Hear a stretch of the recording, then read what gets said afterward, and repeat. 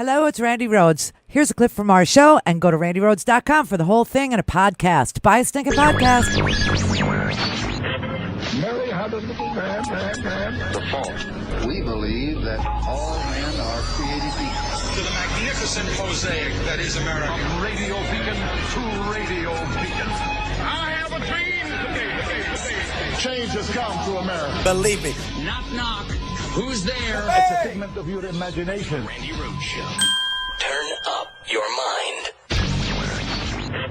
Mary had a little man. The fault. We believe that all men are created equal. To the magnificent mosaic that is America. From radio beacon to radio beacon. I have a dream today. Change has come to America. Believe me. Knock, knock. Who's there? It's a figment of your imagination. Randi Rhodes Show. Turn up your mind. It's Friday, you bastards. Waiting in line in a driving rain, very motivated Trump supporters wanting to see the president in person in Wilkes-Barre, Pennsylvania.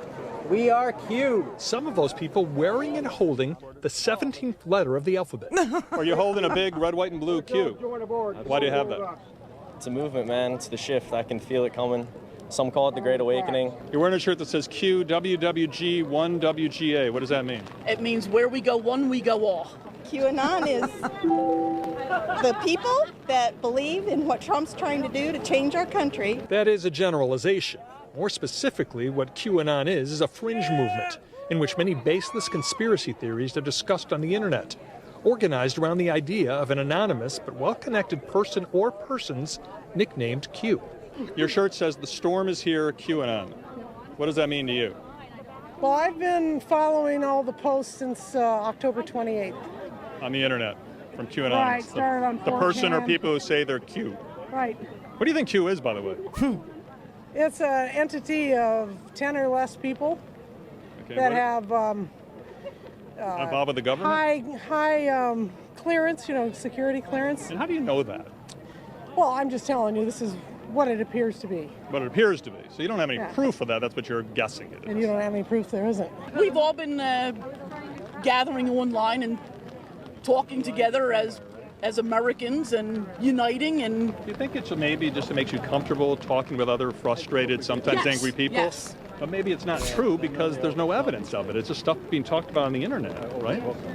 There hasn't been any non-evidence yet. A major mantra among QAnon followers? The press is the enemy. You guys are. So you don't believe in the First Amendment? Oh, I totally believe in the No, First well, you Amendment. don't. You just said the press is Well, the you enemy. guys are weaponized. You guys are totally weaponized by the CIA. What is that? You guys are weaponized By the CIA. By the CIA. I don't know anybody in the CIA except a couple of people I've interviewed over the years. Okay. But weaponized, what does that even mean?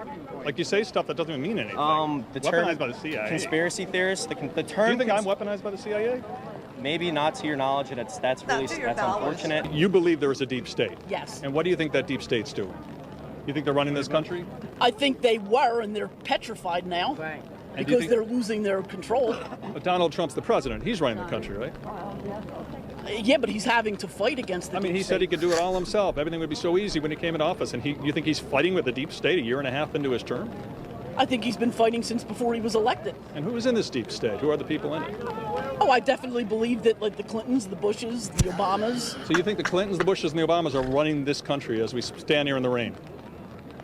No, they're trying. The anonymous Q is a hero to many here. One man actually hoping to communicate with Q by looking straight into our camera. Is it possible you're believing bogus information, yes or no? Is it possible that I'm believing bogus information? No. I mean, let's see. Let's see, Q. Let's see. Conservatism is a racket. It is. It's a racket of very weak-minded, vulnerable people. My favorite was the woman who said she finds it comforting. That's the whole thing with Q. She finds it very comforting to be in some sort of a family. Okay, it's the new gang. It's the new gang. It's the new online gang. And another day, another rally. Another day, another rally. And now another fringe group. We spent a lot of time talking about this group because they are dangerous. They've gone from nasty to dangerous, okay? They really believe that the media is the enemy of the people. They really believe that newspapers are lying. They really believe that reporters are tools of the CIA. They really believe that somehow Hillary Clinton and Barack Obama and the Bushes have all gotten together and that they are running the government, and Trump is just flailing around having to fight them. And there's some new awakening, and it's going to come. come, and Trump is their deliverer, and Q is their leader. And, Q is either Russian Steve Bannon, Sebastian Gorka, Brad Parscale, Stephen Miller, or all of them together. Okay? And I got a lot of emails last night. What did I tell you about writing me at night? What did I say to you people? But of course, I feel the pull to have to answer you. So the older listeners said, hey, Q is right out of a James Bond movie. Don't you remember Q in the James Bond movies? No. Then the younger people said, Q is something out of a Star Trek movie. Don't you remember Q in the Star Trek movies? No. Because I'm not into it. But anyway, it's just so amazing how you have this new fringy thing. So the Freedom Crackers and Q now and the Tea Party and all these fringy people, they will always figure out a way to not have to say that everything that their policies stand for hurts them. Meaning they will continue to vote against their own best interests over and over and over again, even if they have to believe mysterious people that don't exist in reality on the internets and disinformation campaigns and misinformation campaigns and lies, etc., in order to keep on voting against their own best interest. They're so malleable. I mean, it's just a frightening thing. And so, like I said, it was another day, another asinine Trump rally last night. But it was good to see that he gave the QAnon people just a little chance to get away from their computer screens for a day, because it's like going to HempFest before pot was, beginning to be legalized. We used to do this thing. I used to do it, and it's really weird because I don't smoke pot, and I think everybody, can attest to that and knows it. I mean, why would I not tell you if I did? There's no reason. So, I mean, back in the day it was illegal, but it's not really anymore. And you got medical marijuana here in the state I'm living in. And trust me, I don't like it. But I believe in freedom. And I believe in, freedom to smoke the pot because it's not a narcotic. And it had a lot of health benefits that I was aware of since my mother had cancer and, used it to allow her to get rid of nausea from cisplatinum chemotherapy, which is, heavy duty, platinum based heavy metal being pumped into your body, which is what makes you so sick. And the marijuana that I was rolling her back in the day was giving her some relief and allowing her to eat. And she only weighed 92 pounds, my mother, back then. I mean, she was a little thing. And so, weight loss brought her down to like 86 pounds. So I have always campaigned for marijuana. And I used to go to HempFest. Do you remember HempFest? Yeah, and I would host it. I would actually host it. And it was like 300,000 people. I mean, it was an amazing thing. And I would always ask them, like, who's watching the Cartoon Channel if you're all here? That's how I feel about QAnon. Who's on Reddit if they're all in Pennsylvania at the rally? And this rally, so I was relieved to see them all getting out and getting a little exercise, but there they were last night, Trump doing the same old crap that he always did, just making stupid mistakes. And these people, it's just so weird. I mean, he keeps referring to the UK as, that's my email, it's still open. I'll close it during the break. But he keeps on referring to the UK as England. Isn't he Scottish or something? I mean, isn't he supposed to be? I know he's German, but he believes he's Scottish, right?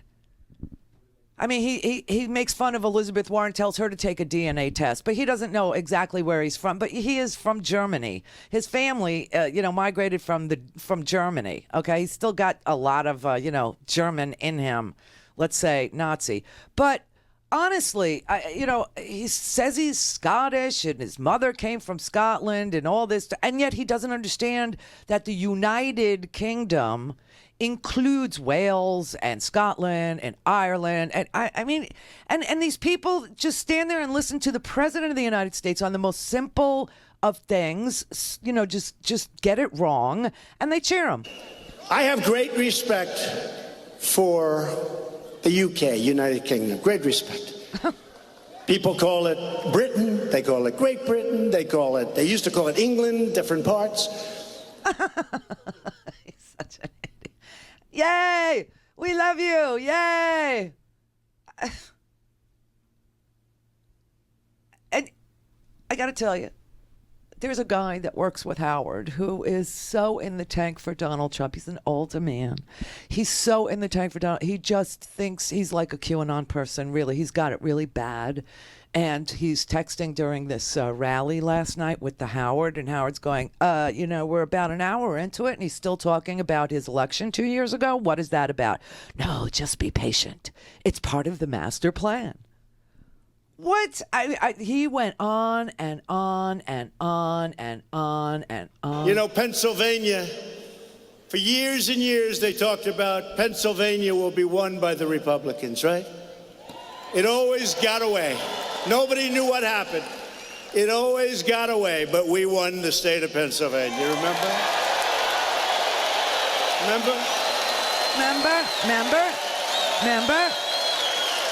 Remember that incredible night in November? Incredible. Remember that incredible night? And you remember that we were way up in Pennsylvania. Okay, I just want you to look at who he chose to surround himself with in this particular setting, okay? He's got all these little kids. This is so sick. It's like child abuse is what this is. All these little kids. And then he's got this guy over his left shoulder. This guy, okay? See this guy right here? If you're watching this? Watch this guy. He is completely unhinged. He's so overjoyed. He's like he's gonna plot. He's plotting. This is what plotting looks like if you never saw it. I mean, he's like pooping his pants. Is what it. And there was only 2% of the vote left, and we were way up. If I lost every vote, we would have won the state of Pennsylvania. And the fake news refused to call it, right? God.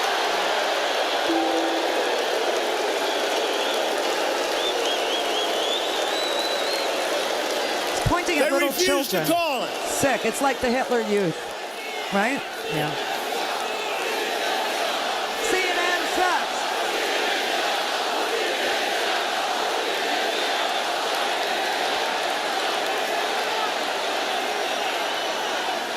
Little kids screaming CNN sucks, and then telling each other. We waited for hours. We were at 98%. I said, what's going on? I want to win with the state of Pennsylvania.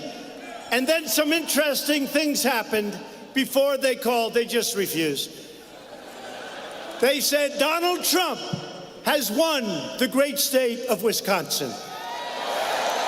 Right? They said Donald Trump has won for the first time in many years, both of them, the great state of Michigan, and you people didn't get the privilege of taking us over the top. Oh my God. Next time. What, are you going to run from jail? Next time. That was just a taste, okay? He surrounded himself with little youth, a black guy, an old man, and a sycophant that was he was plotting. He was just like, he couldn't believe his extraordinary luck to be in the presence of the great man. He only talked about, again, the fake news. He literally, and it's so weird because Jim Acosta had just had this exchange yesterday with Sarah and said, please, could you just from this podium say that we are not the enemy of the people. She wouldn't do it. She went on a tear about how her life's been threatened and all these other things have happened to her.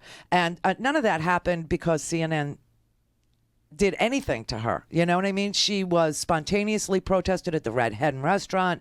Jim Acosta even apologized to her and said, I'm sorry that happened to you, but it has nothing to do with us, Sarah. We didn't report, anything about you. The comedian that did the jokes about you, that wasn't a CNN person. Why are you doing this against, ordinary reporters who work their asses off every single day? And they bring the actual legislation to the American people. They show what was in the bill. They show that this bill wasn't even funded. They show that you haven't gotten a wall. They show that Mexico isn't never going to pay for the wall. They show that this man lies on any given day of the week, and you could play video of one thing he said here, and then the next day saying there, and then the next day saying something else, and then the next day going back. And it's very disorienting. Why won't you just say, we're doing our jobs? Why do we have to be... Meanwhile, Trump puts himself in an arena of people who apparently get their news from Reddit. An arena full of people who get their news online from some half-baked message boards. And we know that because CNN interviewed them as they were going in to the freaking rally. And we know that Trump knows about this because they're holding up Q signs 2 rows ahead of him and wearing Q T-shirts and holding up the letter Q. They're like MS-13, a very small part of our the fabric of our society, and yet they name themselves after a letter in the alphabet. What is that? I mean, it's just unbelievable. This is a sickness.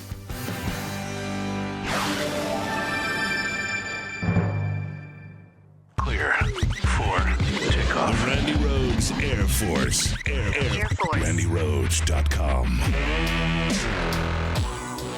Oh my God, it's August. Herky Jerky Turkey Blowout Sale. $8 off packs of all natural turkey in August. You know, we've had some really nice discounts over the years, but this one is probably Herky Jerky's best ever, and you don't want to miss it. If you ever had Herky Jerky's all natural turkey jerky, then you know it's not only delicious, but it's one of the healthiest things that you can snack on. So they start with minimally processed turkey, raised without added hormones. They add all natural spices and flavorings, and the result is a one-of-a-kind jerky that tastes just like the bird that you enjoy on Thanksgiving. And since it's 100% fat-free and no preservatives, nitrates, or MSG, you feel good about what you're eating. It's perfect for lunchtime work snacking. It's great after a workout for your protein boost because it's got 11 grams of protein per serving. It's great to take on any outdoor activity, even for your late-night munchies. Herky Jerky Turkey is the real deal. And best of all, you get nearly a pound of turkey in every resealable bag. It lasts much longer than the frilly little 3-ounce bags you see at the gas station. Now, all during the month of August, $8 off every single pack of turkey jerky, no promo code needed. Buy 2 packs or more of anything at herkyjerky.com in the online store. Shipping is free. So stock up now. Take advantage of this incredible offer. $8 off all packs of all natural turkey in August. Visit herkyjerky.com. That's herkyjerky.com.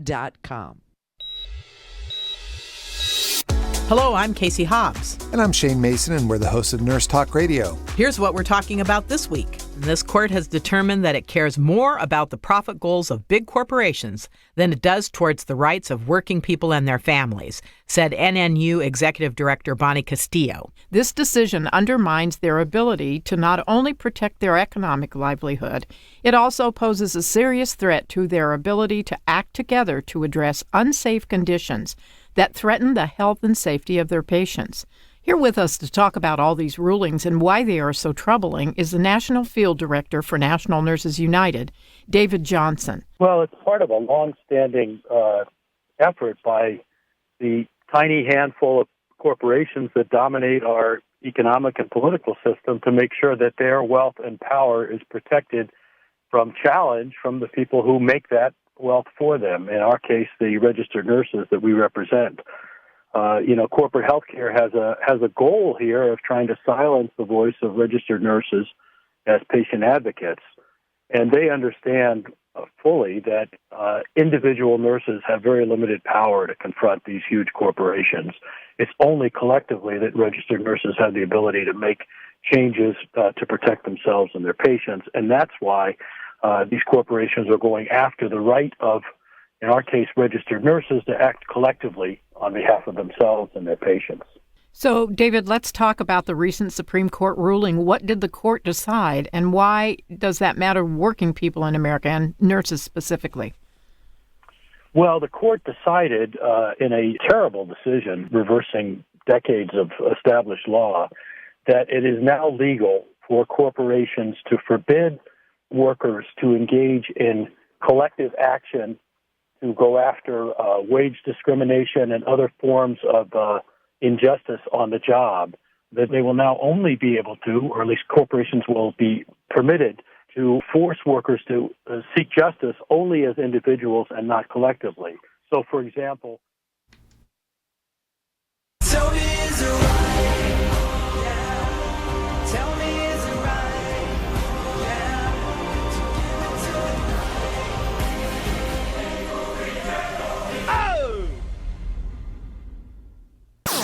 All things Randi at RandiRhodes.com. Go for launch. Speaking truth to power, the Randi Rhodes Show. You know, they kept saying the state of Texas, which I thought, my God. every rally I went to was like this. And by the way, you think this is a big crowd? Go outside and take a look. It's Trump's greatest hits, everybody.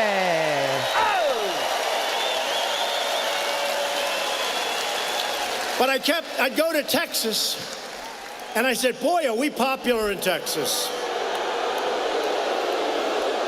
All right, get him out. Get him out. Free speech, everybody. Free speech.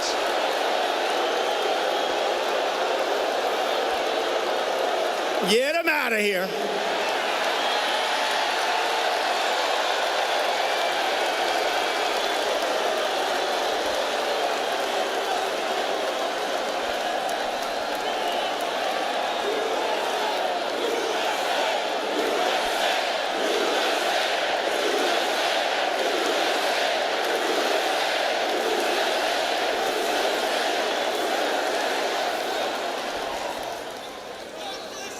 So, getting back to Texas. Oh, my God, he cannot stop. That was about an hour into it. He spoke last night for almost 2 hours because he really needs the rally juice. He really needs it bad because Mueller is closing in, as we all know.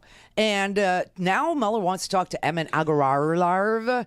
And Emin Agalarlarv is the son of Aris Agalarlarv, who arranged for the Trump Tower meeting with little Donnie Jr.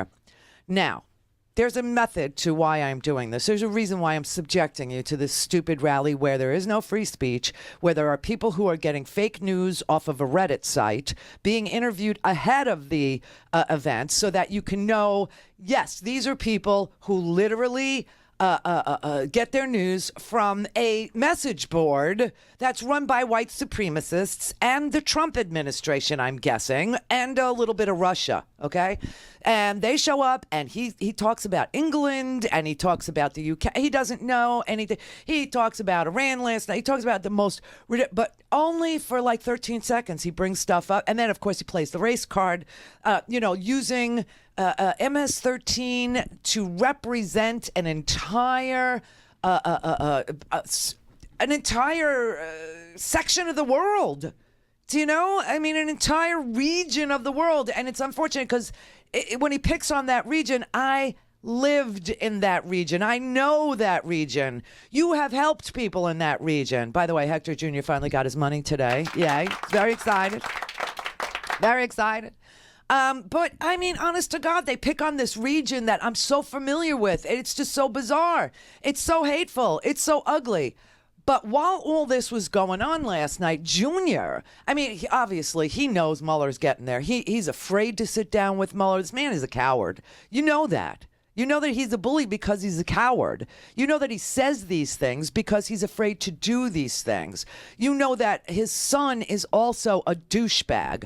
His son, when I see Beavis and Butthead, especially together, I mean, the resemblance is uncanny, and the level of acumen is uncanny. I mean, they're such basement dwellers, these kids, and if not for their father's money that he inherited from his father, these kids would be bartenders in Colorado somewhere, right? And there's just no question about it. But every time I look at that smug little face of Junior, who arranged for the Russians to come on in, and we're supposed to believe he didn't tell Daddy. That's ridiculous. Ridiculous. And now we find out about a pre-meeting. So there were 2 meetings. And now we know about the emails where Emin Agalarlarv and Aris Agalarlarv are emailing Junior saying the Russian government supports your dad and we want to give you dirt on Hillary Clinton on behalf of the Russian government. Would you meet with Natalia Veselnitskaya? She's, a Kremlin, Yuri Chaika is the prosecutor in Russia. Obviously, he prosecutes all Putin's enemies. And he's sending her over there and she'll be there settling, she'll be there fighting the Prevazon case. And won't it be great if she could come up to your office? She'll bring you dinner. And he go, oh, if it's what you say it is, I love it. I love it. I love it. Okay. So now Mueller wants to talk to Emin Agalarlarv and ask him, about these emails that Mueller has, because we've seen them, right? And, they're afraid. Everybody's afraid. So Junior, while his dad was in Pennsylvania, which is becoming a very one-sided love affair, okay? Pennsylvania is not down with the Nazi Trump. He's not. So Junior goes to the movies last night. Junior decides he's going to go to Washington, D.C. last night, and he's going to attend the opening of the recently pardoned Dinesh D'Souza's movie. Dinesh D'Souza's movie. Now, I hope that Dinesh explained to Junior how you get a pardon from his dad, because it seems to me Junior's going to need one. But remember, I think that Trump likes Dinesh more than he likes his own son, right? Because he's criticized his son in public many, many times. I mean, it's a sick relationship, and Junior is just, dying for dad's approval, just like Trump is dying for his dad, Fred, the dead Fred. So Junior goes to the movie. I'm going to show you a trailer for the movie first. This is really sick, okay? Because it'll put it all in context for you. The recently pardoned Dinesh D'Souza had a screening last night of his brand new movie. The very term Nazi is a compression of two words, nacional and socialista. Check out the official Nazi platform. State-controlled healthcare, profit sharing for workers and large corporations, money lenders and profiteers punished by death, state control of education, state control of media and the press, state control of banks and industries, seizure of land without compensation, state control of religious expression. This reads like something jointly written by Elizabeth Warren and Bernie Sanders. Oh my God. Read the Nazi platform at the Democratic National Convention, and most likely it would provoke thunderous applause. Death of a nation. It is now up to us to save America. Okay, you get it? You get that? Okay, so that is Dinesh D'Souza's new movie. Oh, I did something really bad here. Here, wait, I bet I could figure it out. Okay, I'm good. And Junior decided to go to the screening, the opening, right? And Junior was interviewed by, I can't really pronounce this guy's name, Mike Probachik. Anyway, he runs a white supremacy website. I'm not kidding. And the white supremacists interviewed Mike Probachik. He's a white supremacist. Actually, saw Don Jr.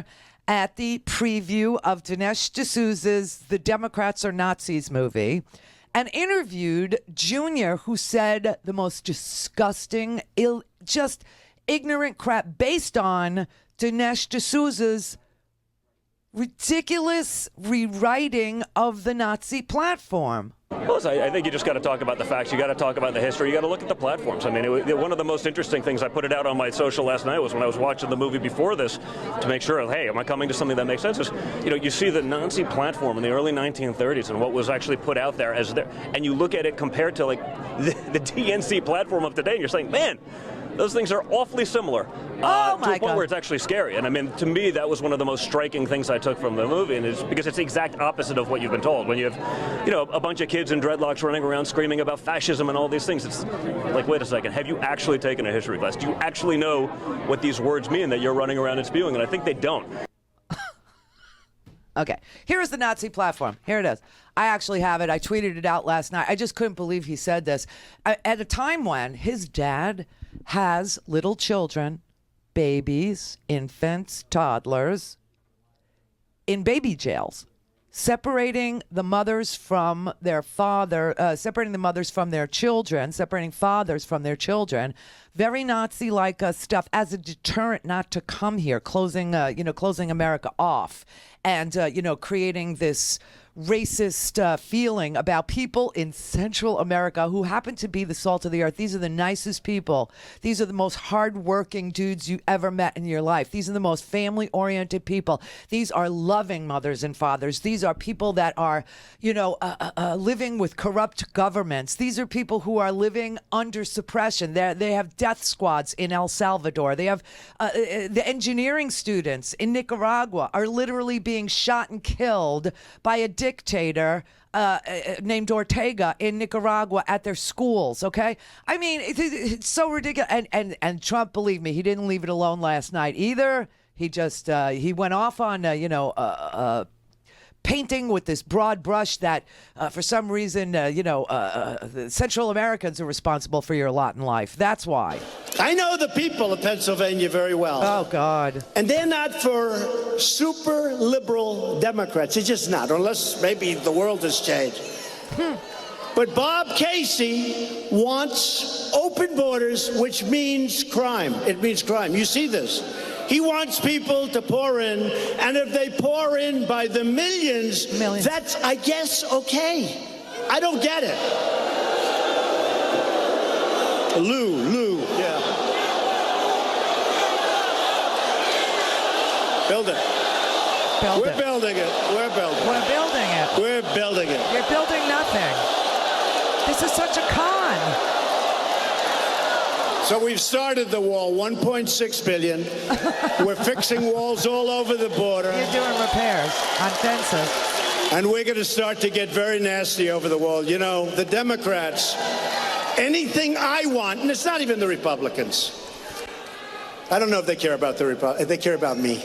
They're very concerned. Anything I want, they want to oppose. You know, I just figured out how to do the wall. I'll say, I don't want to build a wall, and they'll insist on building it. Yes, you're a stable genius. I just figured that out right now. So Bob Casey doesn't mind MS-13 there you go. Coming in. Really? These are the slicers. They slice people up, and hey, remember I called them animal, and Nancy Pelosi scolded me. How dare he call another human being an animal? They're animals. You have little kids behind him cheering, calling human beings animals. I mean, this was just, it was so Nazi. It was so amazing. And of course, you know, MS-13 they've been in the United States since the 80s. These are their children's children. It's less than 1/100th of 1% of our population, and he's using, a gang, and we've had gangs in this country since the Hells Angels and even before, right? I mean, it's so ridiculous, and he's using. It's like saying my father was a member of the Amboy Dukes from Amboy Street in Brooklyn, and that my father, is dangerous and he's responsible for your lot in life. The Amboy Dukes, we must build a wall around Brooklyn or whatever. I mean, this is what he does, and you know what's so interesting is that Junior is, he's now trying to rewrite history because Dinesh D'Souza made a movie rewriting the Nazi platform and putting into people's minds that Democrats are the real Nazis, even though his father is separating women from their children as we speak, can't connect 410 kids to their parents because they've already deported their parents without their children, without giving them any idea when they'll ever see their children again. Okay, I just want to read you the Nazi platform, okay? Here. 1. A union of all Germans from a great Germany on the basis of the right to self-determination of people. So make Germany great again. Okay? 2. Abolition of the Treaty of Versailles. Throw away the Iran deal. Throw away TPP. Throw away NATO. Throw away all of the alliances that the American, that we are signatories to, right? 3. Land and territory. Colonies for our surplus population. See, that's what Dinesh D'Souza has twisted into seizing land, okay? Seizing land. No, it was taking land from 1% of the population. You know, Jews in Germany during the 30s were 1% of the entire German population. That's why I bring up this whole thing about MS-13, which is like 1/100th of 1% or 1/100th of 1/10th of 1% of the population in the United States. The real number is there are probably 10,000 people that are involved in gang activity known as MS-13. And over this 10,000, he has decided that he is going to sully the reputation of anybody that speaks Spanish in this country, of anybody who, knows Spanish. I guess that includes me. You know what I mean? It's so amazing. But they wanted to build the Germans in their platform where they were going to seize territory and land and they were going to put their surplus population in that land. That reminds me of tent cities or internment camps that the United States has done before and is doing now, building tent cities for the surplus population. German blood. Okay, this whole blood thing, this is white supremacy, but this is really white German supremacy, okay? German blood is a requirement for German citizenship. No Jew, this is their platform, no Jew can be a member of the nation. That sounds just like the Democrats, doesn't it? Only citizens can vote, which he said yesterday. He said at the other rally, right? They want illegals to vote. Remember, he keeps pushing this stupid thing out about how we want, illegals from Central America who are apparently all dangerous. They're all MS-13, and they should not be allowed to vote. And yet Democrats are fighting for illegal aliens' right to vote, which is just hysterical. Only citizens, and citizens are defined as people who have German blood as a requirement for German citizens can vote. Okay? And only German citizens, as defined by their German blood heritage as a requirement for German citizenship, can hold public office.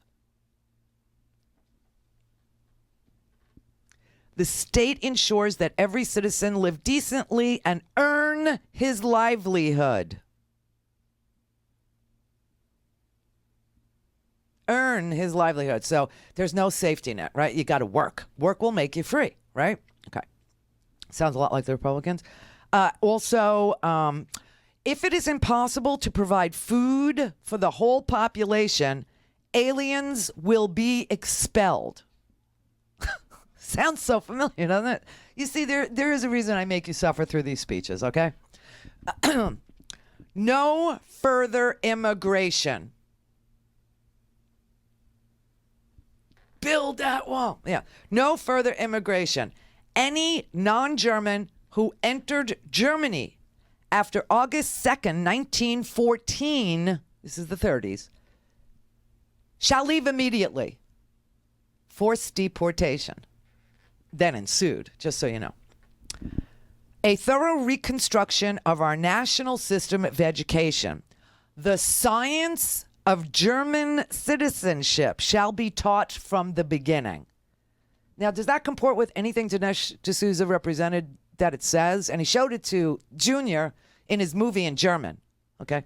And finally, having to do with the media, all newspapers must be published in the German language by German citizens who prove their citizenship through their German blood, as well as owners of newspapers must prove their citizenship through their German blood. And all newspapers must be published in German language by German citizens and owners. It's very Trumpian. But you got little Trump at. Well, I think you just got to talk about the facts. You got to talk about the history. You got to look at the platforms. I mean, one of the most interesting things, I put it out on my social last night, was when I was watching the movie before this to make sure, hey, am I coming to something that makes sense? Is, you see the Nazi platform in the early 1930s and what was actually put out there as there, and you look at it compared to like the DNC platform of today, and you're saying, man, those things are awfully similar. It's scary, everybody. No, your father he used to read Mein Kampf as bedtime reading, and he learned from reading that book that Hitler was basically a media creation, okay? Hitler did all that Hitler did through rallies and speeches and intimidation and pointing at 1% of the population and saying they're responsible for your lot in life, and that's the reason why you can't eat, and so we must expel anybody that can't prove German bloodlines from 1914. To speak to Randi, call now, you bastards. 561-270-3844. Hello. The Randi Rhodes Air Force. Try and get up every morning, day after day, and work for a living. Let's see him try that. Then we'll see who's the real tough guy. The working man is the tough guy. With me, Joe Wilson, a wealth management advisor with a big money management house. More money, yo money, Joe money. I get an opportunity to help people turn their money into memories. We're happy to get the kind of money that jingles, but we'd rather get the kind that folds. Not your grandpa's financial show. This is your money guy, Joe Wilson, on Progressive Voices Network. What's going on, my money mavens and moolah misfits? It's me, your money guy, Joe Wilson of the Joe Knows Money Show, reporting live on Progressive Voices Network, delivering you 4 minutes of money news you can use. Trending this week in money news, according to the USA Today Small Business Barometer, the best time to own a small business is now. However, as many entrepreneurs discover, raising money to fund a small business isn't for the faint of heart. Only 46% of small firms received some or all of the financing they sought in 2014, according to a 10-state survey by the Federal Reserve Banks of New York, Atlanta, Cleveland, and Philadelphia. That leads me to my next topic: 5 creative ways to fund your small business. Number 1, private placements, which is selling equity directly to hand-picked individuals to raise money. Find such investors through online platforms such as AngelList, Circle Up, and EquityNet. Number 2, community banks. Big banks can be tough to interest early on, so your best shot at finding a lender may be at a community bank. According to Biz2Credit, an online matchmaker between borrowers and lenders, lending approval rates at small banks were 49.6% in April, compared to 21.7% at big banks with $10 billion or more in assets. Number 3, online financing sites. If you can't qualify for a bank loan, check out the growing number of internet-based financing companies that offer short-term cash infusions via the web. These sources range from peer-to-peer lending like Prosper and Lending Club, where individuals and institutional investors lend you money through the platform, to merchant cash advance providers, which offer an immediate cash infusion in exchange for a share of your future revenues. Number 4, hedge fund, endowment funds, and family offices. In the past few years, these type of large investment pools have been looking for new ways to enhance their return by lending to small businesses. These lenders behave more like banks than online financing companies and often are willing to make longer-term loans. Get access to their money through online platforms such as Biz2Credit, Funding Circle, and Lending Club. Number 5, third-party loan guarantees. With banks more eager to lend to small business but still using stringent lending criteria, third-party loan guarantees are becoming more popular in recent years. In these deals, an entrepreneur teams up with a private investor known as an angel to get a bank loan that the angel personally guarantees. In return for doing so, the angel gets equity in the business. Now it's time for Joe's Money Trap of the Day. Taking on a business partner. Most people give away equity up front to a partner. Yes, there are examples of partnerships that work, but most do not. Unless you are absolutely sure about your partnership, hire people to help you out instead. Here is Joe's Money Grab of the Day. Start a business now. You take on the risk and you reap.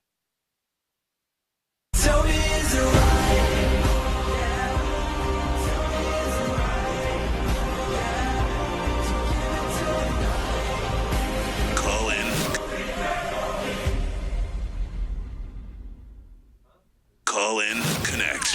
To speak to Randi, call 561-270-3844. 561-270-3844. All right, I'm going to play you another clip of the white privilege poster child, Don Jr.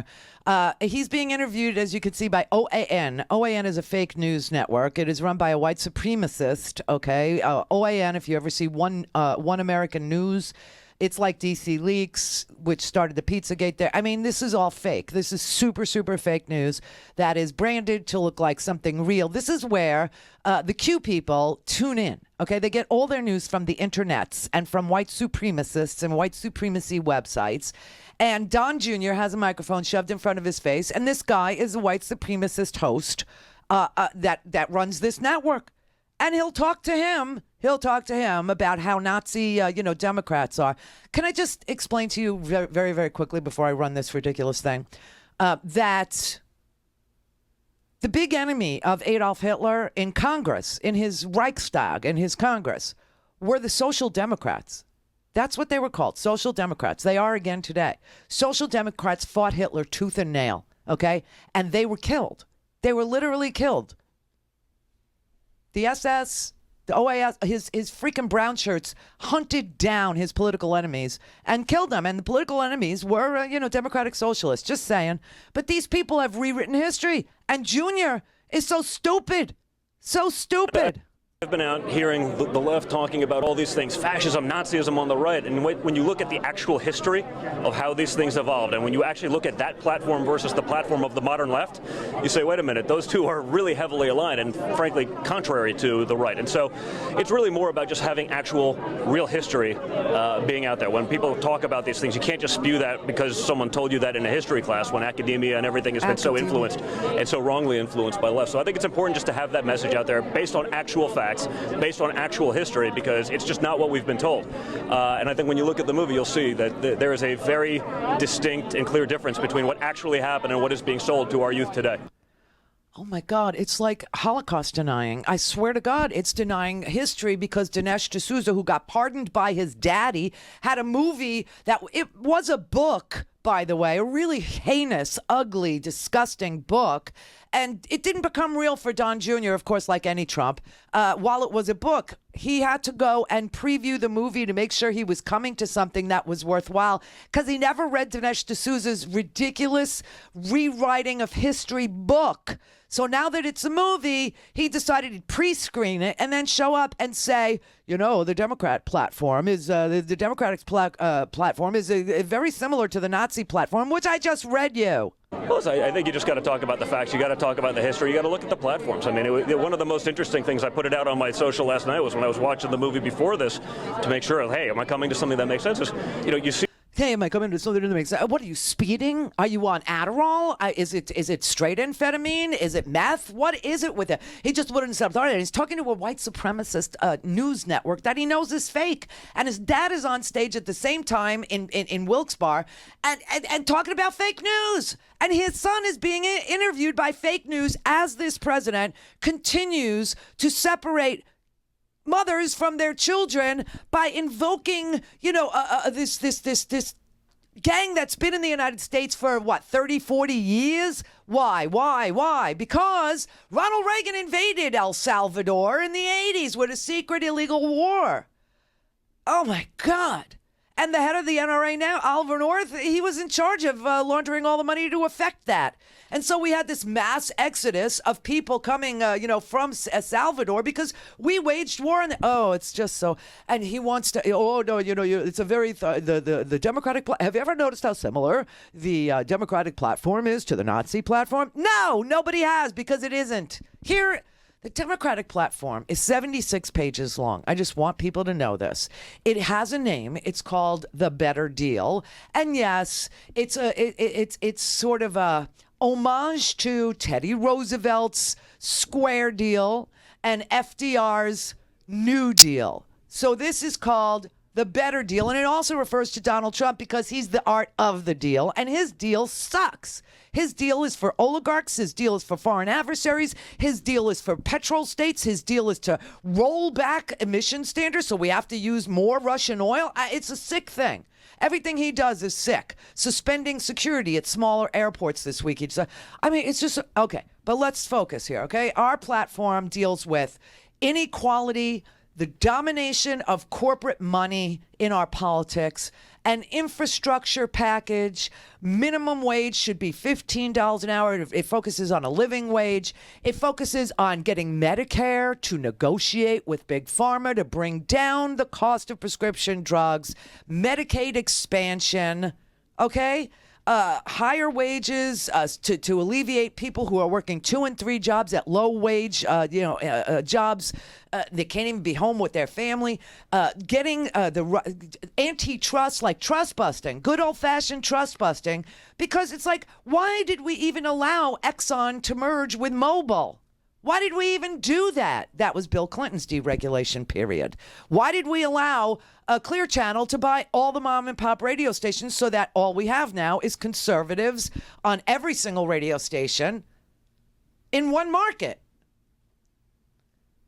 Our economy is more concentrated, wealth is more concentrated, so we look at trust busting in this platform of ours. How in the hell does that have anything to do with blaming a race for your lot in life, or separating mothers and children, or having, like purity tests and white supremacy, which is what they preach every single freaking day. Every day. Deregulation. We want regulation. We want the Consumer Financial Protection Agency to see that once again, these junk stocks are being made again with the mortgages. They're doing the same damn thing. They're chopping up the good mortgages with the bad mortgages. This liar debt, it's all being created again. Why? Because they got rid of the Consumer Financial Protection Agency and they put Mick Mulvaney in charge of it. Okay, and they made it toothless. We want to crack down on prescription drug price. I mean, this thing is 76 pages long. It is a plan. I mean, I where the hell do they get the nerve? I just don't understand where they get the nerve to say this crap out loud. The Nazi platform in the early 1930s and what was actually put out there and you look at it compared to like the DNC platform of today, and you're saying, man, those things are awfully similar to a point where it's actually scary. And I mean, to me, that was one of the most striking things I took from the movie, and it's because it's the exact opposite of what you've been told. When you have, a bunch of kids in dreadlocks running around screaming about fascism and all these things, it's like, wait a second, have you actually taken a history class? Do you actually know what these words mean that you're running around and spewing? And I think they don't. He is the poster child for white privilege. He is the poster child for smarmy. He is so grotesque, and the only thing that would please me is to see him go to jail, and not because I don't like him. See, the law does not work that way.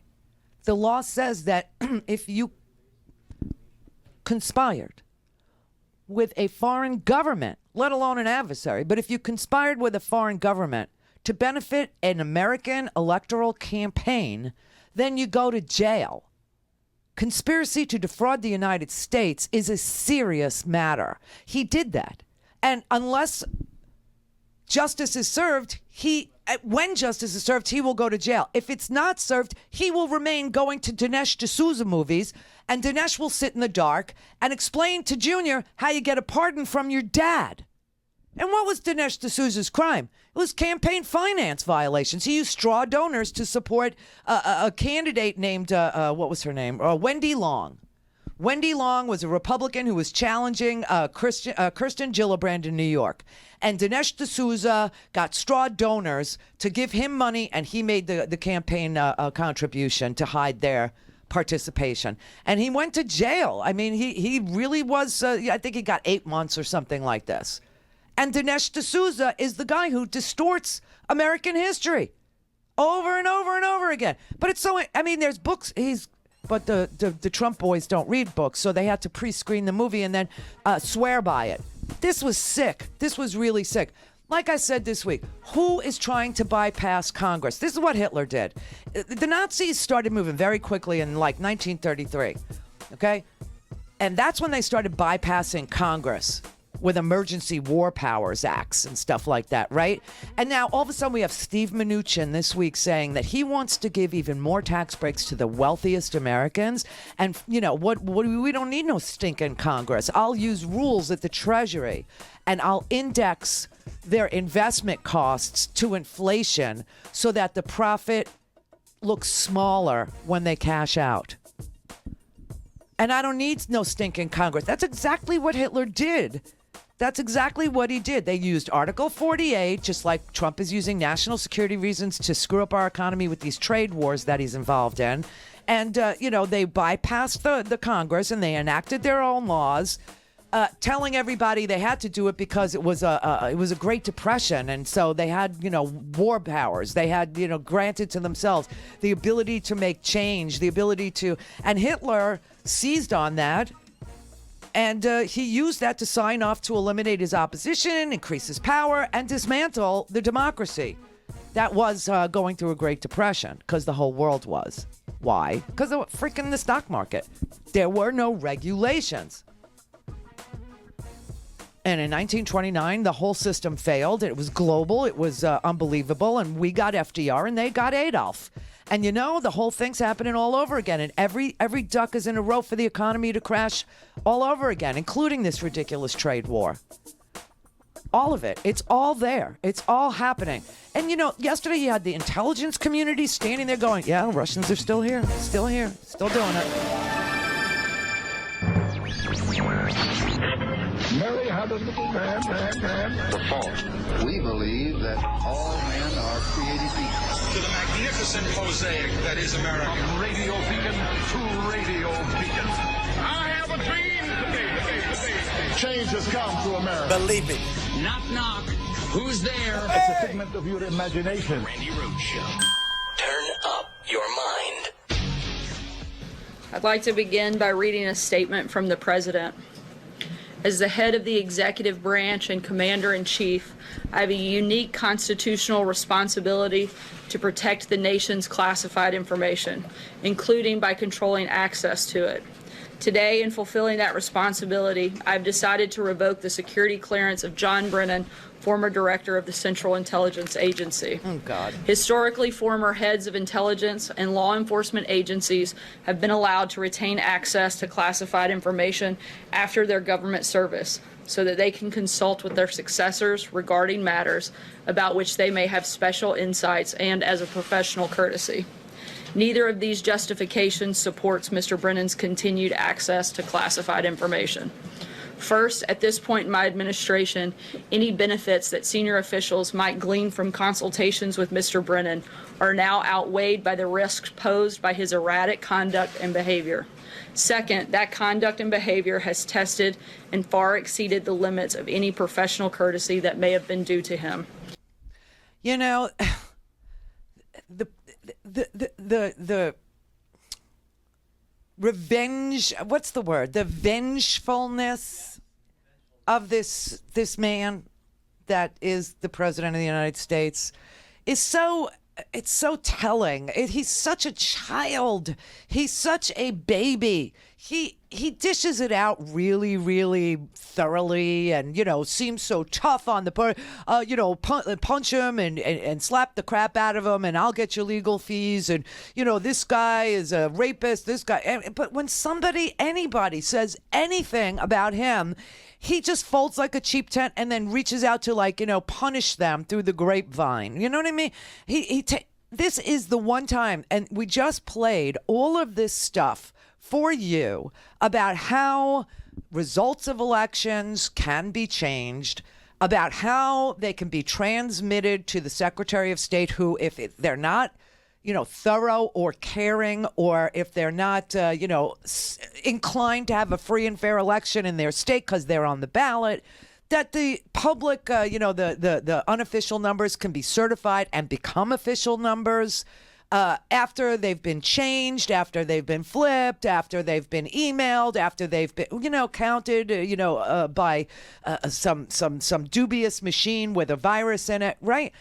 And so is now the time that you would want to take away the security clearance from somebody who lived through the 2016 hack of the DCCC, or of voter registration rolls, or of a Florida software manufacturer's, software, or, is now the time that you want to be short a guy with the experience of 2016? No, now is not the time you would want to be short a guy who has experience with 2016. And everybody knows that is the truth. So you just have to understand that Trump is full of vengeance when it comes to anybody who criticizes him. He puts criticism of himself over protecting and defending this country against all enemies, foreign and domestic. Hackers from Russia, hackers from syndicates, hackers from, it could be a 400-pound guy sitting on his bed, but Trump has no interest in preventing it by using the expertise of people who were on the front lines during the 2016 election and now work for Fortune 1000 companies to protect and defend their infrastructure from insider threats, from cyber criminal syndicates, and from, yes, state-sponsored actors. So the press asked her today why they're giving so many I mean, yesterday was the first press briefing she gave in 12 days. I think they did a total of 3 in July. They did 3 press conferences in July. Now, all of a sudden, Omarosa is out there threatening to bring down the whole Trump administration, telling anybody who will listen that she's already spoken to Mueller, telling anybody who will listen and ask the question which Katie Tur thought to ask yesterday. Did Trump know in advance about the WikiLeaks hacks, and did he know that the dirt was coming? And she said, yes, he did. And she wants to blow the whistle on all this corruption. Not that she can be believed either. And quite frankly, they all deserve each other. They all deserve each other. Michael Cohen deserves to have Donald Trump as a client, and Donald Trump deserves to have had Michael Cohen as his attorney, and Sarah deserves to be working at this White House for the most lying president in the history of the presidency, and Wilbur Ross deserves to go down with the Manaforts, which eventually he will. And Rick Gates deserves to have to plead guilty, and Flynn deserves, to have to stand in front of a court and plead guilty. I mean, all these crimes did happen. There are Russian intelligence officials who have been indicted, not that we stand at prayer of ever getting them extradited to us for trial, but in those indictments, we can see that the Georgia Secretary of State currently, Brian Kemp, knew that the Russians were inside, knew that they were not secure, knew that there was no paper ballot backup, knew who was responsible for having an insecure website, fired them way after the fact, 6 months later, and then hired the director to come work for him because he knows how to hack an election. He knows exactly how to open it up for hacking. I mean, this is a sick country, I got to tell you. But the press asked Sarah today, are you doing this to John Brennan because Trump is retaliating against people he perceives to be not on his side? It seems like everybody that you mentioned has been a political critic of the president. Is he going after his political opponents with this? No, if there were others that weren't, that we deemed necessary, we would certainly take a look and review those as well. Thank you, Sarah. If people who criticize the president publicly on TV or public in their criticisms, are they at greater risk of losing their security clearances than people who stay silent? Once again, this is looked at on a case-by-case basis, and we'll do an individual review and make that determination. Oh, it's a case-by-case basis, is it? Because today she came out with blanket reversals of security clearances and mentioned people who don't even have them. So if it's a case-by-case basis, why is she naming people who don't even have them? The issue of Mr. Brennan's security clearance raises larger questions about the practice of former officials maintaining access to our nation's most sensitive secrets long after their time in government has ended. Such access is particularly inappropriate when former officials have transitioned into highly partisan positions and seek to use real or perceived access to sensitive information to validate their political attacks.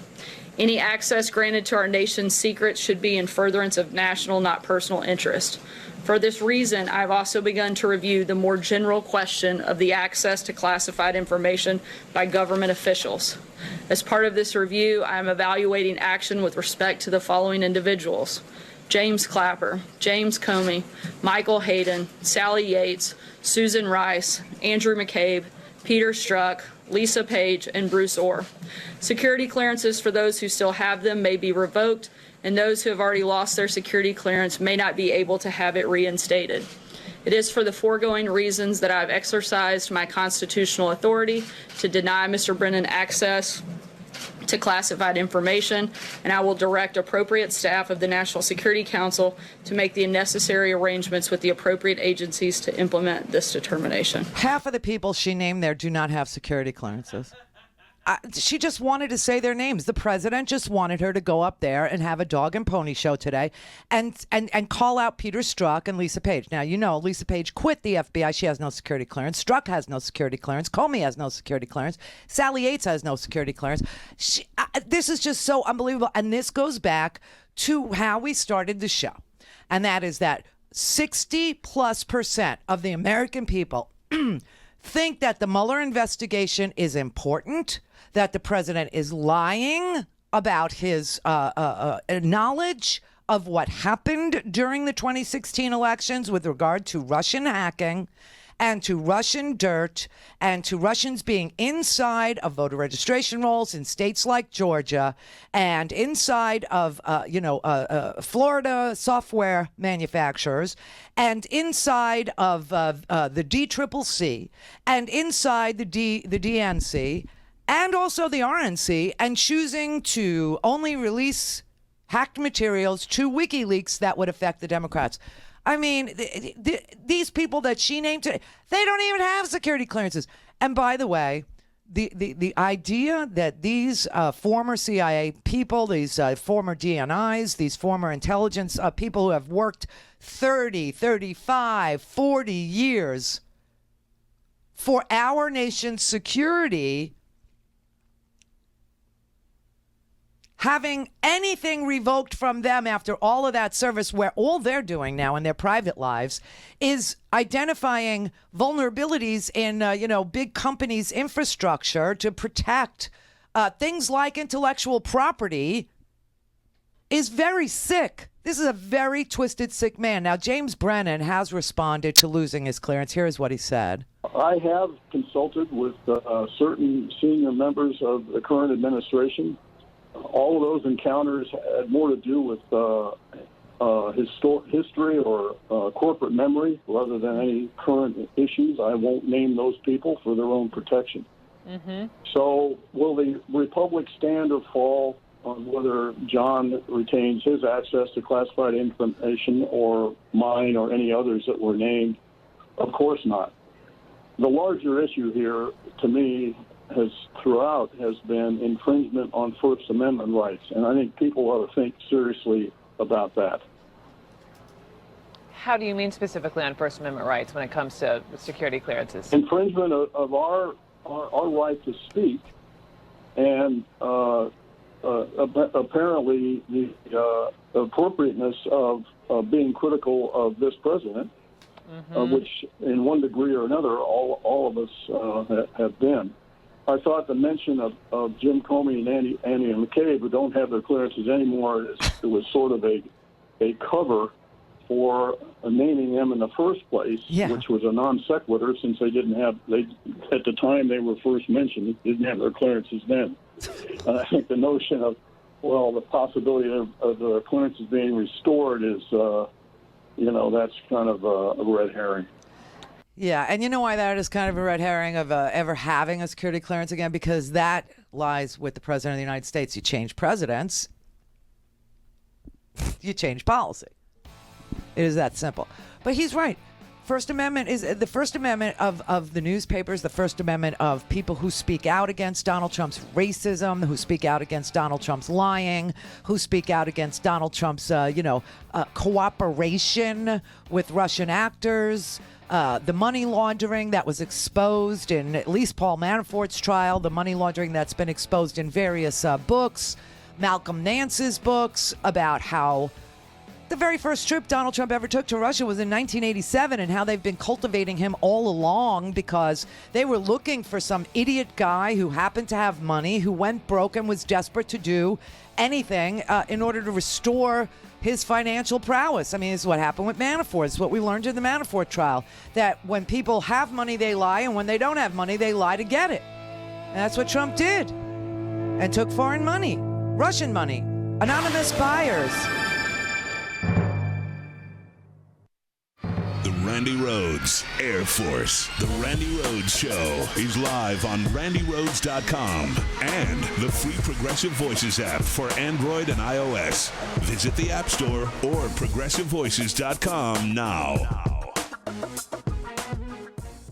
Oh my God, it's August. Herky Jerky Turkey Blowout Sale. $8 off packs of all natural turkey in August. You know, we've had some really nice discounts over the years, but this one is probably Herky Jerky's best ever, and you don't want to miss it. If you ever had Herky Jerky's all natural turkey jerky, then you know it's not only delicious, but it's one of the healthiest things that you can snack on. So they start with minimally processed turkey, raised without added hormones. They add all natural spices and flavorings, and the result is a one-of-a-kind jerky that tastes just like the bird that you enjoy on Thanksgiving. And since it's 100% fat-free and no preservatives, nitrates, or MSG, you feel good about what you're eating. It's perfect for lunchtime work snacking. It's great after a workout for your protein boost because it's got 11 grams of protein per serving. It's great to take on any outdoor activity, even for your late-night munchies. Herky Jerky Turkey is the real deal. And best of all, you get nearly a pound of turkey in every resealable bag. It lasts much longer than the frilly little 3-ounce bags you see at the gas station. Now, all during the month of August, $8 off every single pack of turkey jerky, no promo code needed. Buy 2 packs or more of anything at herkyjerky.com in the online store. Shipping is free. So stock up now. Take advantage of this incredible offer. $8 off all packs of all natural turkey in August. Visit herkyjerky.com. That's herkyjerky.com. If you want to continue enjoying great shows like Randi Rhodes, Stephanie Miller, Tom Hartman, Leslie Marshall, and so many others on the free mobile Progressive Voices platform, please go to progressivevoices.com and press the donate button right now. Thank you. Progressive Voices needs your help. Progressive Voices has grown in terms of audience, and that has also significantly increased their bandwidth costs, and they've tried to protect the limited commercial nature of their stream. And to keep up with costs, they need your help. You could say they're sort of victims of their own success with nearly 1 million regular listeners now. The cost of operating the stream has grown beyond their wildest expectations. So if you want to continue enjoying The David Pakman Show on the free mobile Progressive Voices platform, please pitch in now. Go to progressivevoices.com and press the donate button. Hello, I'm Casey Hobbs. And I'm Shane Mason, and we're the hosts of Nurse Talk Radio. Here's what we're talking about this week. Well, Casey, we know it's not your baby crying, and I certainly hope it's not mine, but it's a sign that the baby whisperer, RN Marcia Pod, is in the building. Marcia's also the author of one of the best-selling baby books in the country, Secrets of a Baby Nurse, and our special in-studio guest today. So welcome. Thank you. Nice to have Always you with good us. to have you with us, Great Marcia. to be back. And congratulations for your second nomination of the Best Baby Sleep Consultant in Marin County. And if you win this, will this be your second win? Yes, it Very will. nice. So, It will. so is there a baby sleep consultant around that you need me to go intimidate or meet Yeah, in the parking does he lot need with to a do a baseball bat? does he need or- to do an I, Tanya on her? Yeah, totally.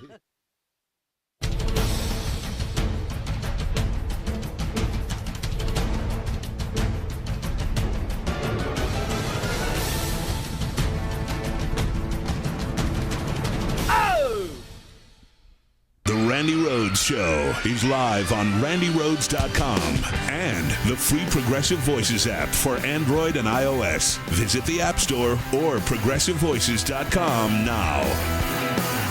Hey, Scotty, you remember when Paul Ryan said that the president of the United States was only trolling John Brennan and James Clapper and Sally Yates and James Comey and Andrew McCabe and Peter Strzok and Lisa Page because they didn't even have security clearance? Remember that? Remember, everybody? Remember? Some of these people have already lost their clearances. Some people keep their clearances. That's something that the executive branch deals with. It's not really in our purview. Mm-hmm. Yeah. I think he's just trolling people. Yeah, well, you thought wrong, Paul. You thought wrong. He did it. He's taking away security clearances from people who don't have security clearances just to say their name at the podium in order to infect people's minds with the idea that somehow Peter Strzok started all this bogus Russia hacking thing and that the whole investigation is tainted. Except that's not how it started. It started because Sally Yates, remember Sally Yates went to the White House with recordings, intercepted phone calls of Michael Flynn guaranteeing Russians that sanctions would come off if Trump was elected president. It started because a drunk George Papadopoulos was in London telling an Australian intelligence officer, the Russians have dirt on Hillary Clinton. They're going to give it to Donald Trump. Won't that be fun? It started because Roger Stone was direct messaging a Russian intelligence operative. It started because Junior had a Trump Tower meeting with Russians. It started because Rob Goldstone sent an email to Junior saying the Russian government supports your father's candidacy and is prepared to do anything to help him win. Oh, God. Yeah, but Strzok made them all do those things. He made them do it. Tony in Michigan. Hey, Randy, how are you today? Good. How are you? I'm well. Before I get started with my main point, I don't know if you remember, but when you were here several years ago with Nancy Skinner for the Peace Action of Michigan dinner, and we were sitting at the same table, and John Conyers was sitting at the table next to us. Do you remember that?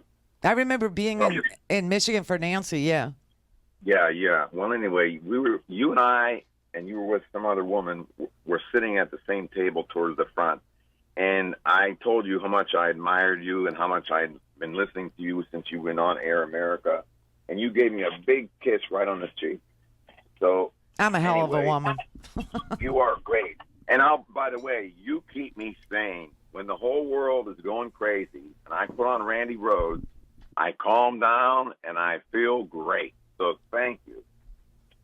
Anyway, my point is in Michigan, we have the system similar to what you have described in Florida. We have paper ballots that have the names of the candidates, and there are ovals next to the names, and you darken in the ovals. Yeah. And then you hand your completed paper ballot to the poll worker in a giant envelope. In a giant envelope, and they insert it into a reader. Right. And so there is a paper trail. Yes. If they choose to. Okay. So we have that, and I realize we have that Georgia. Georgia does not. Georgia has no paper. Exactly.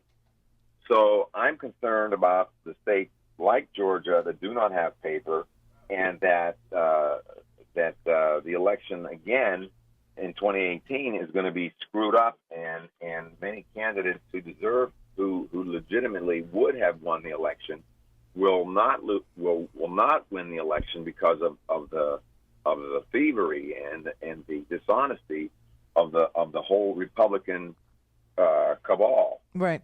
So I guess what I'm saying is that what can we do at this point? Okay, so I know. So the most important thing is that we know that people who are lawyers, people who are observers, people who are willing, become election judges, become election observers. We have to do this just like they do it in third world countries where ordinary citizens get cleared to be election judges, and they monitor the tallying of the votes, and they can challenge things that don't correspond. For instance, if you have an exit poll and the exit poll indicates that 70, 80% of the people who showed up to vote self-identified as having voted for the Democratic candidate, but then the unofficial tally shows a complete opposite result, then an election judge can actually say, I want to count the paper ballots. Okay. So how often does that happen?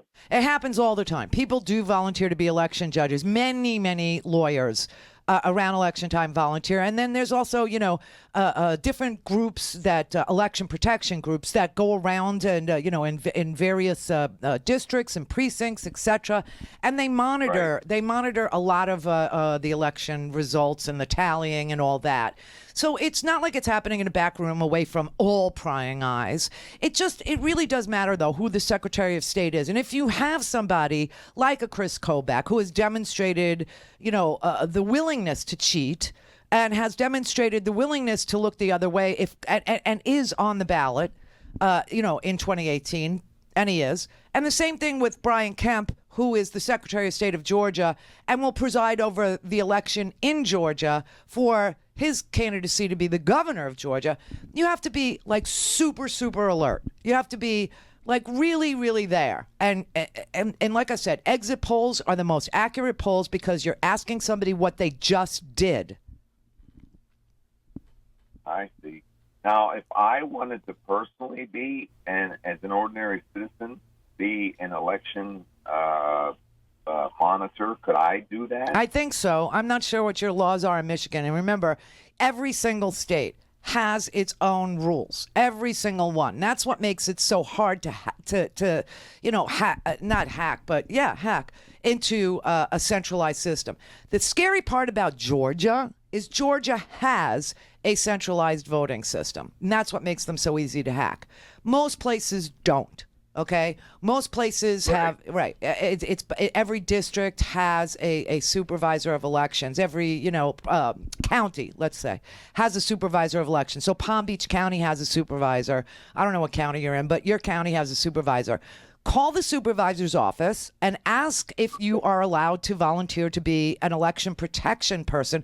And if they say no, then just, Google around for election protection organizations in your area and see if you could, hook up with them and find out what they need, people to do. Right. Okay. I intend to do that because I'm very concerned. And I am too. I'm very, very concerned. I think that some people who are, I don't know how to characterize them, so I won't. But some people are going to throw their hands up and go, well, it's already rigged. I'm not even going to vote. That's the worst thing you could decide to do. The best thing you can decide to do is to overwhelm the polling places with people who want to see a change to more accountability. People who want to see, a free and fair elections. People who want to see paper ballots. People who want to, it's time that we have checks and balances on this ridiculous excuse for a Congress, this ridiculous excuse for a Senate, this ridiculous excuse for a presidency. We need checks and balances. Now, just imagine if we had a change in the House, okay, and Adam Schiff is suddenly in charge of the House Intelligence Committee. That'd be great. Right. Yep. Do you really think subpoenas wouldn't go out and we wouldn't find out exactly what happened to us, and we wouldn't find out if Roger Stone's behavior was criminal? We wouldn't find out if Trump's behavior was criminal. We wouldn't find out if Junior's behavior was criminal. We wouldn't be looking at the espionage. Of course we would, because they would be subpoenaing these people back with documents, which was never done. And it would change everything. So, these elections really matter. Trump is obviously going to allow whatever shenanigans he can get away with to happen. And it's up to the people to show up, volunteer. And remember, talk to an exit poll taker. Talk to them. Tell them how you voted. And they are there, and they're going to ask. And, while you think your vote is private, and it is, you don't have to share it. Share it. Okay. I mean, there's many levels and layers of protection, but there's really everybody's got to become so active in 2018. Oh, right. Yeah. How do you feel about voting absentee? I know you said don't ever vote by email, but how do you feel about voting absentee? Well, if you don't have paper, if a person does not have a paper ballot, like in Georgia, I would do it. Right. There was a woman, you probably heard her call. There was a woman who called, and I said, I have to do a deep dive and find out which states don't have paper ballots, Georgia seems to be one of the only ones. So if you don't have a paper ballot backup like you do in Michigan and I do in Florida, there are actual papers that are collected, right? And so if you don't have that, then vote absentee. Anything to get it on paper. Do not vote by email. And like I said, very few people can. I went through the whole long list of there's 30 states that allow email voting, but only for people overseas. Mm-hmm. So they don't really have a choice but to do it that way.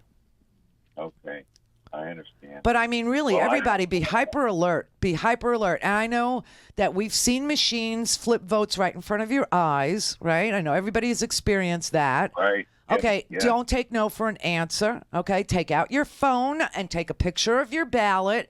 Make a complaint to the election person that's there. You know, there's always election watchers there. There's almost always an election protection person in your precinct. You can make a complaint. Do it. Okay. Well, I plan to do more than that. I'd like to become an election monitor, as you described earlier. Well, call you. What county are you in? Oakland County, which is just northwest of Detroit. That's the county that you were in. When you came to Michigan, that was the county you were in. And you were in Ferndale, Michigan for the dinner with Nancy Skinner, and that's the county that you were in. We're just northwest of Detroit. Okay. So what I would do is call the Oakland County Supervisor of Elections and ask if there are any election protection groups that she knows of that you can join, or if there's a process in her office or his office for you to become an election judge, or what do they provide? You know, what safety mechanisms for ordinary people are available to you to participate in? I will do that. All right. And you know what else I'll do? I'll Google, I'll find some election protection organizations, because we have 82 days, but I will find some election protection organizations and I will put them out on the air. I'll put them in the homework so people can have them and they can contact these organizations and volunteer if it's allowed. Okay. All right. Okay. Yeah, because this has got to be protected. There's just no question in my mind that there's going to be a lot of dirty stuff that goes on, because, first of all, here's Dan Coates. Frankly, the United States is under attack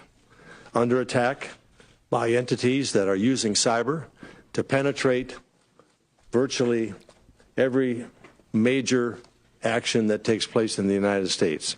From U.S. businesses to the federal government to state and local governments, the United States is threatened by cyber attacks every day.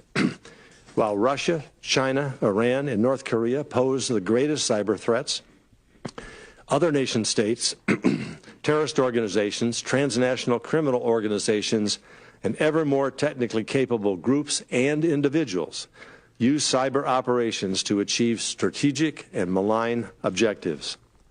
Some of these actors, including Russia, are likely to pursue even more aggressive cyber attacks with the intent of degrading our democratic values and weakening our alliances.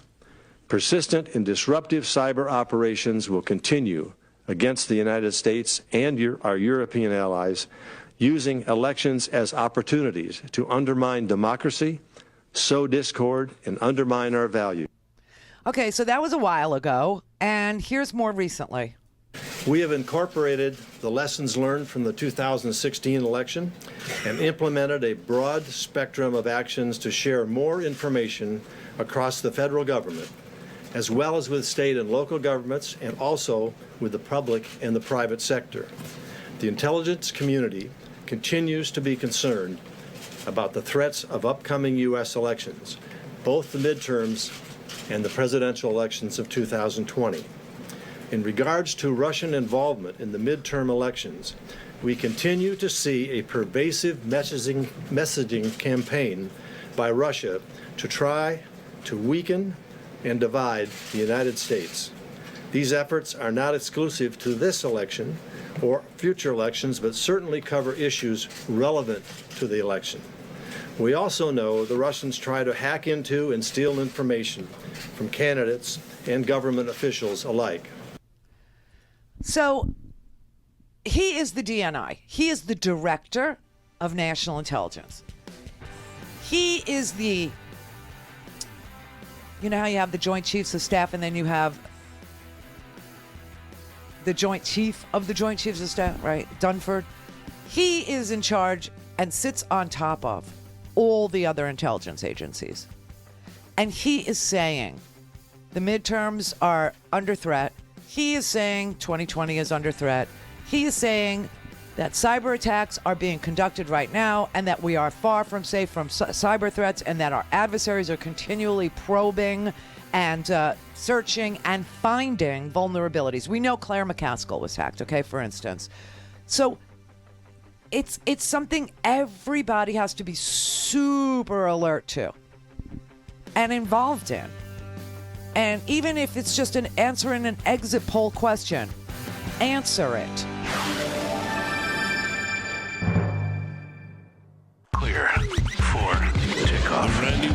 It's Air Force. Air Force. RandiRhodes.com. Try and get up every morning, day after day, and work for a living. Let's see him try that. Then we'll see who's the real tough guy. The working man is the tough guy. With me, Joe Wilson, a wealth management advisor with a big money management house. Mo money, yo money, Joe money. We're happy to get the kind of money that jingles, but we'd rather get the kind that folds. Not your grandpa's financial show.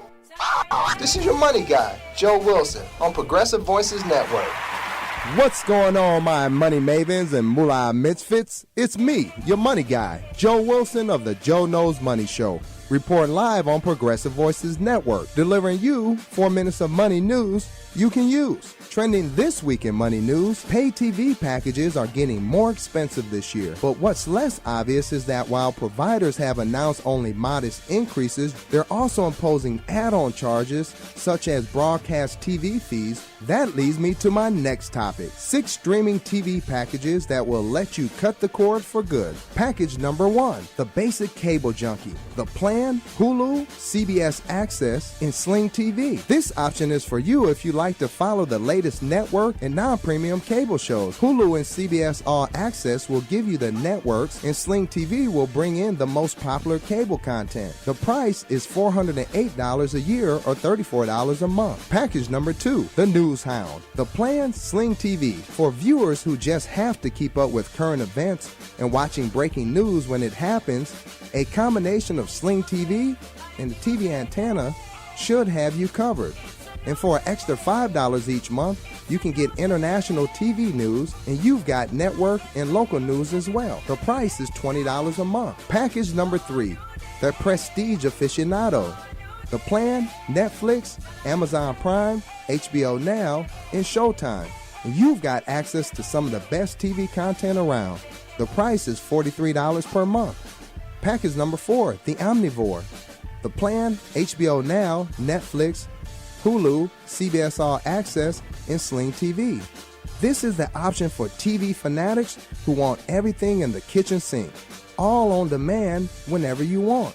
Believe it or not, you can still have all of this for less than the price of cable. The price per month, $132. Package number 5, the Sports Fan. Sling TV will give you ESPN and ESPN2, and for another $5, you can get even more sports options, including ESPNU, ESPN News, and the SEC Network. Add an indoor TV antenna, and you'll also have access to network sports broadcasts. The cost, $47 per month. And package number 6, the Movie Lover. The plan, Netflix, HBO Now, 52 movie rentals. If your favorite part of cable is watching movies, you can rent many of the latest releases on iTunes or Amazon for just $5 a piece. $46 per month. Now it's time for Joe's Money Trap of the Day. U.S. Senate investigation led by Senator Rob Portman found that customer service representatives at cable and satellite companies were told to only offer the lowest price options if they were going to lose the sale. Therefore, don't be afraid to walk away or cancel your service. You just may get a better deal as a result. Here is Joe's Money Grab of the Day. Use one of the cord-cutting calculators at sites like The Verge, which allows users to pick. Tell me is it right?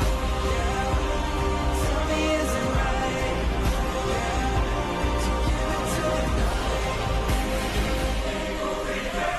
Oh! This is the Randi Rhodes Show. To speak with Randi, dial 561-270-3844. That's 561-270-3844. Okay, I Googled it. I forgot all about it. 866vote.org is the election protection group that I like. So election protection volunteers. Okay, you can go to 866ourvote.org, 866ourvote.org. That is the website. There are any number of different groups associated with this election protection effort. The ACLU is one, for instance. There's a million of them, but you can call. No, you can email. They want email. You can email volunteer at 866ourvote.org. Volunteer at 866-OUR-VOTE, O-U-R, ourvote.org. You send them your name, your number, your email, and zip code, and they will direct you to a field, to a place where election protection volunteer efforts are available for you to sign up. Also, it's very handy to have that number, 866-OUR, 866-OUR-VOTE.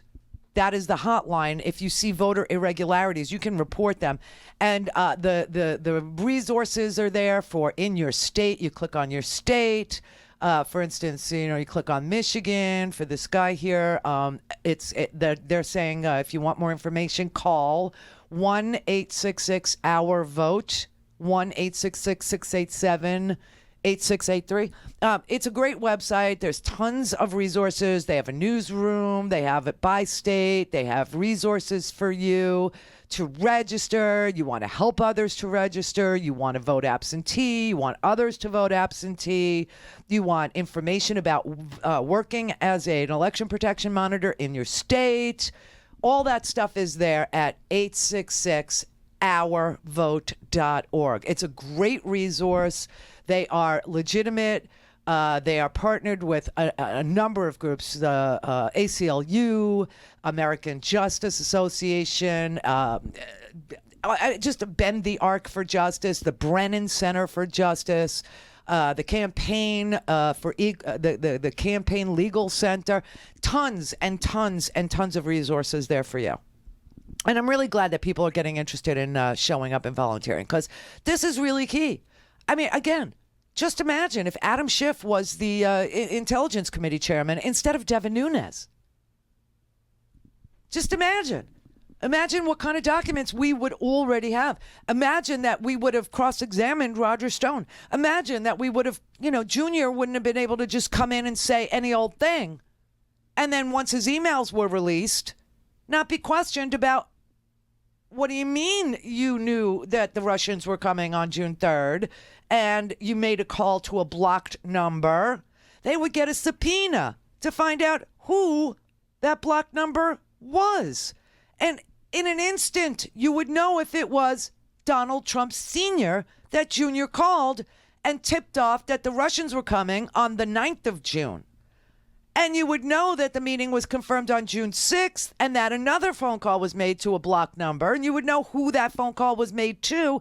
And maybe we would have an answer as to why on June 7th, Donald Trump Sr. stood on a stage and said, next week I'm going to have dirt on Hillary Clinton. I mean, all of these dots could have been connected by now. We could have been rid of this anathema. We could have been rid of this poison. We could have actually... By the way, here's something we didn't get to today, but this is unbelievable, and it's in the homework today. And I will put this election protection resource in the homework for tomorrow. I'll put it at the top. It'll be the first thing. So go to RandiRhodes.com, and in the top right-hand corner, you'll see two buttons. One says sign up now. That's for the email. It's free. You'll get the daily, what's going on here and the homework every single day. You'll get clickable links. The sneakers went on sale yesterday. Looks like size 8 men's are going to sell out first. So I think 8s and 9s are going really fast. So if you're a men's, we only made 4 pairs of sneakers in each size. Size 8 are going to go first. I think there's maybe 1 pair left. Size 9, there might be 1 or 2 pair left. I don't know. I haven't really done the inventory today. I just saw the orders come in last night.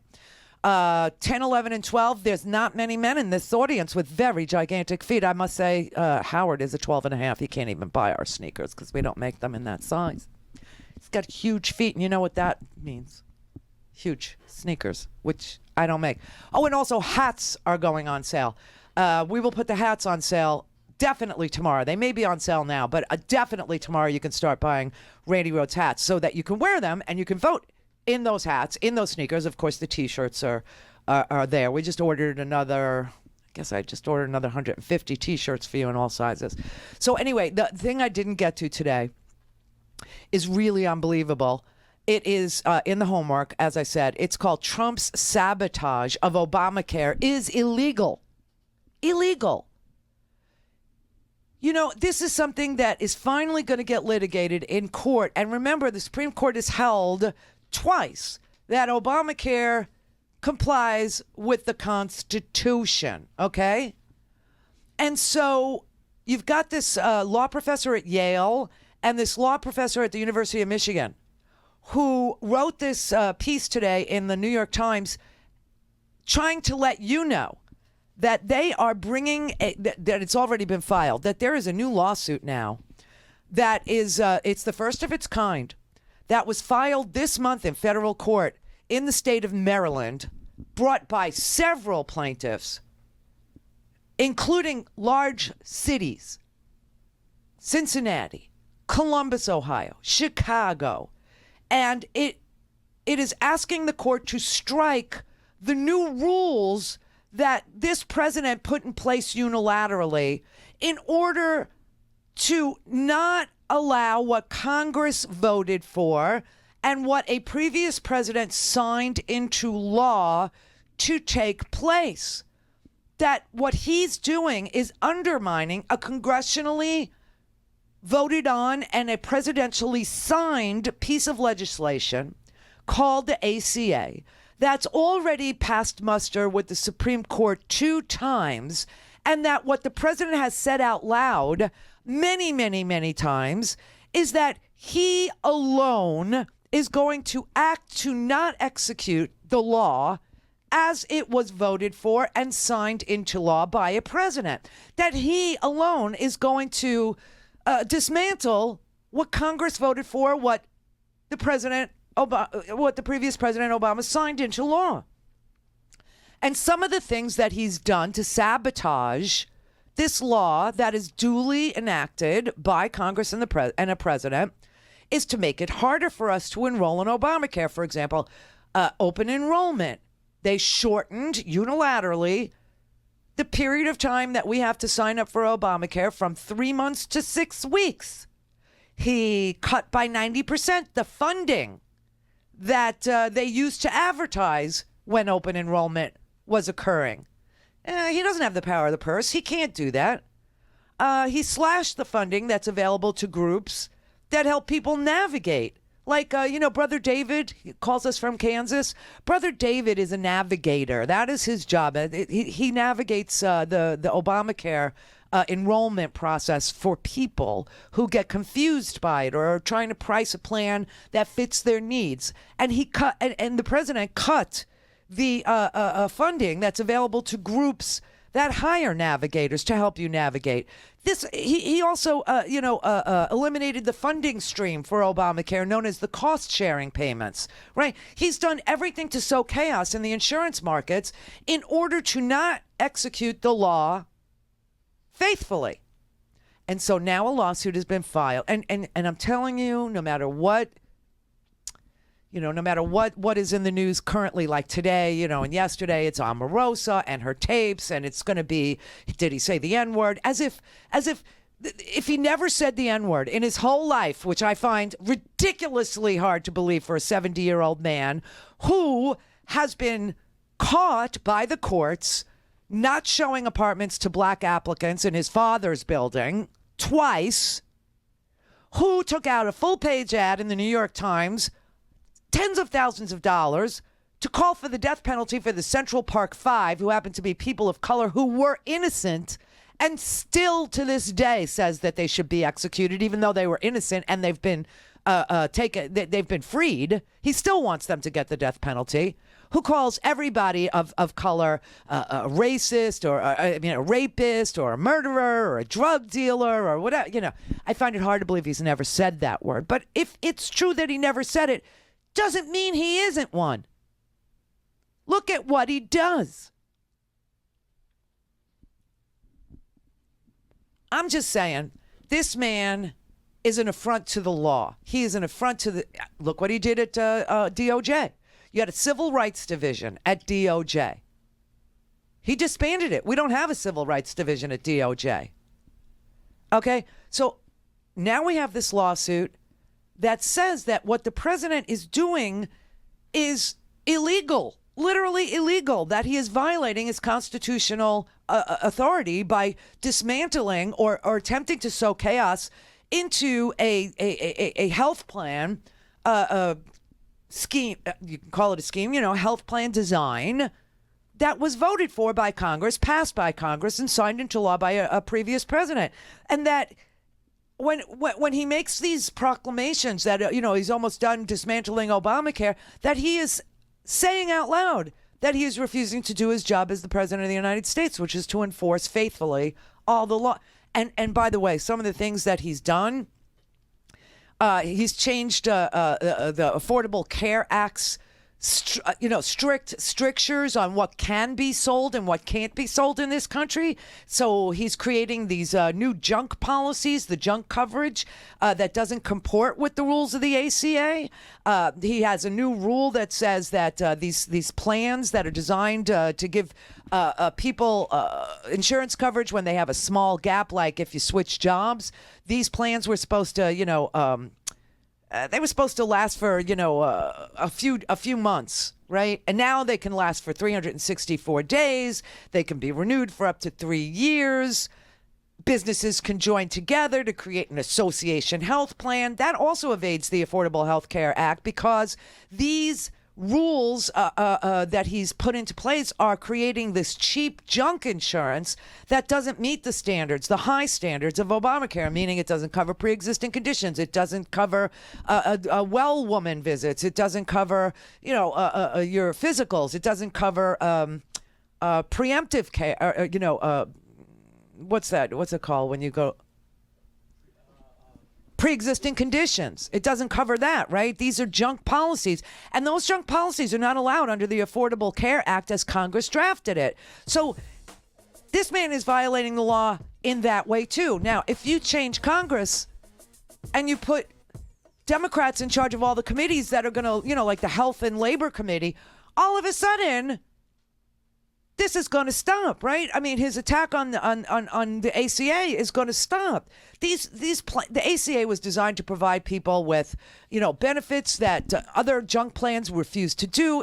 They force, people with pre-existing conditions to be admitted into healthcare plans without raising their premiums. And so this lawsuit is asking the court to strike down the new rules and to stop the president, enjoin the president from sabotaging a piece of legislation that has passed from a bill to a law through the due process. And this is another way that we could hold Trump accountable. And by the way, like I said, no matter what the current events are, and there will always be something that's shocking, like today, pulling security clearances from people who don't even have security clearances. Do you know what I'm saying? No matter what the current events is, the number one issue that people are voting on in this election cycle is health care. The number two issue is not just flat, but declining real wages.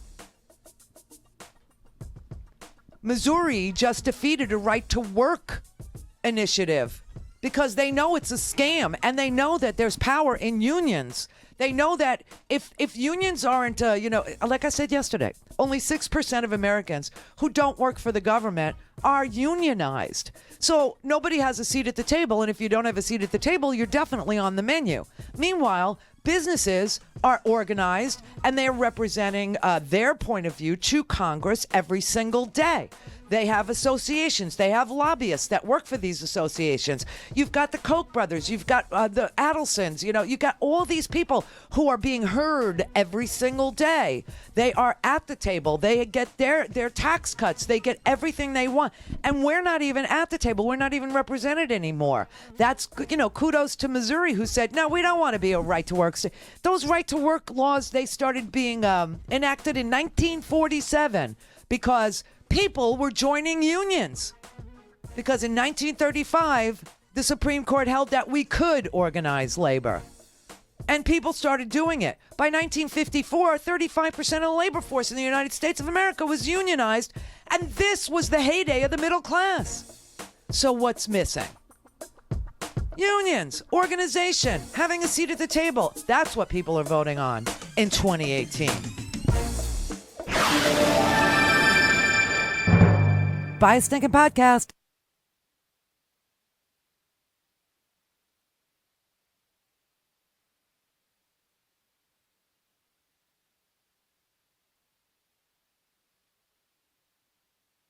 Go to randyrhodes.com for the whole thing and a podcast. Buy a stinking podcast.